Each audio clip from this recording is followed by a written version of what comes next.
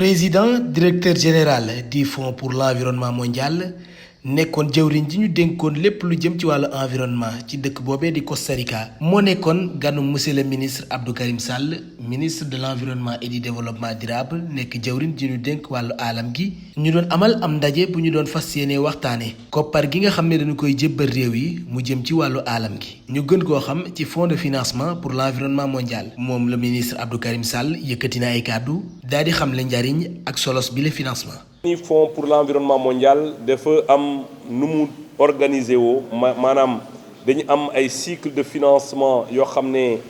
ñeenti at bu nekk dafay correspondre ak benn cycle bi ñuy waaj a génn mooy cycle 7 bi tàmbali woon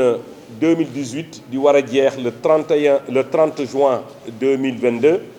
cycle boobu jàpp nañ ne Sénégal jot na ci am lu toll ni 11 millions de dollars mu méngoog près de 6 milliards de francs CFA waaye la bonne nouvelle pour cycle bi nga xam ne moom mooy débuter le 1er juillet annoncé nañ ne Sénégal dina am lu toll ni presque une augmentation de 25% mu dem ci presque 8 milliards 250 millions de francs CFA loolu nag nekk na lu am solo loolu moo tax ñu war a organiser wu ci fan yi ñuy jëmale ci organiser loo xam ne mooy une concertation boo xam ne dafay yaatu mu boole sectoriel yépp pour ñu gën a waxtaan yan ñooy priorité état sur le plan li nga xam ne moom mooy environnement. sunu réew mi di Sénégal nag bari na koppar gu muy dugal ci wàllu aalam gi di environnement fi mu koy jële mooy ci fonds de financement pour l'environnement mondial li ni mel nag tax monsieur le ministre Abdou Karim Sall di xamle ne saa yu ñu ko jotee am na ay pàcc yu ñu koy def dugal ko fu am njariñ foo xam ne réew mi yépp danañ ci gis seen bopp. bu ñu xayma depuis 1994 ba léegi li ñu indi ci wàllu financement ci réew mi moo tax mu justifier ñu nekk presque le principal bailleur loolu nag comme ni ma ko waxee sànq dinañu identifier ay projets ak ay programmes yoo xam ne moom moo nekk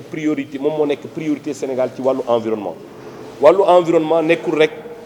li nga xam ne ministère de l'environnement moo koy akimoo déedéet parce que ñun dañu am li ñu tuddee notre référentiel de politique publique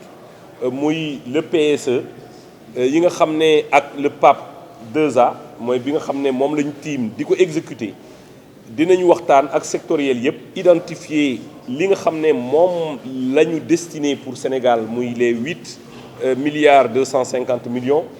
ci yan projet lañ koy dugal waaye duñu yem foofu parce que avec les mécanismes yi nga xam ne moom la fonds pour l'environnement mondial am nañu li ñu tuddee les fonds additionnels dinañu fexe également de travailler pour mettre en place des projets et programmes yi nga xam ne daf ñu permettre ñu capter loolu ñu tuddee sànq muy fonds additionnels yi. naka noonee nag ci la dellu siwaat ci njariñu la grande muraille verte nekk projet bi nga xam ne mën naa xeex lépp lu jëm ci wàllu désert bi nga xam ne mu ngi avancé tàngoor beek ak àll bi gental. mbirum grande muraille verte tey dafa nekk au centre des préoccupations muy la désertification muy la santé des terres. La santé des terres dafay conditionner li ñu tuddee la santé économique la santé des terres dafay conditionner la santé humaine loolu moo waral d'ailleurs je vais en venir sur cette question parce que c'est une question d'actualité ki nga xam ne moom mooy njiitu réew mi yebaloon ma représenté ko ci sommet des chefs d'État fële ci Côte d'Ivoire ci lundi bi ñu génn sommet bi nga xam ne moo waroon jiitu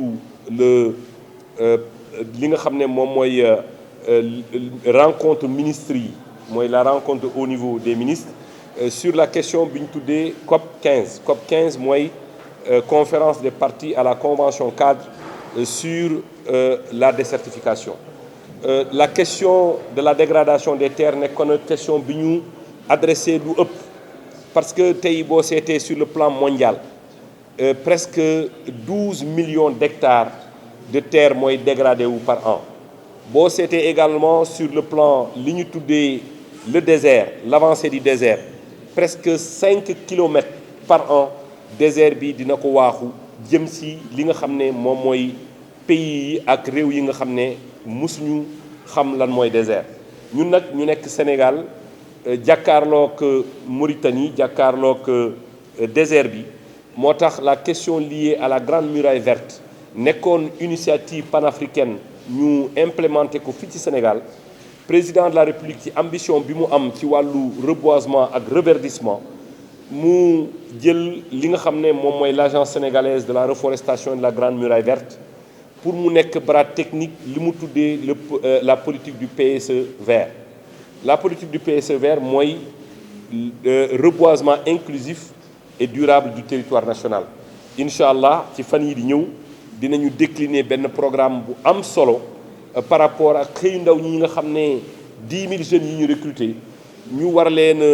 tàggat war leen ànd ak ñoom pour que ñu fexe ba li nga xam ne rideau bi constitué démarrer Louga la région de Louga jaar ci région de Matam dem dans la région de Tambacounda par le Bakel pour que ñu mun a établir rideau boobu mooy la grande muraille verte de manière irréversible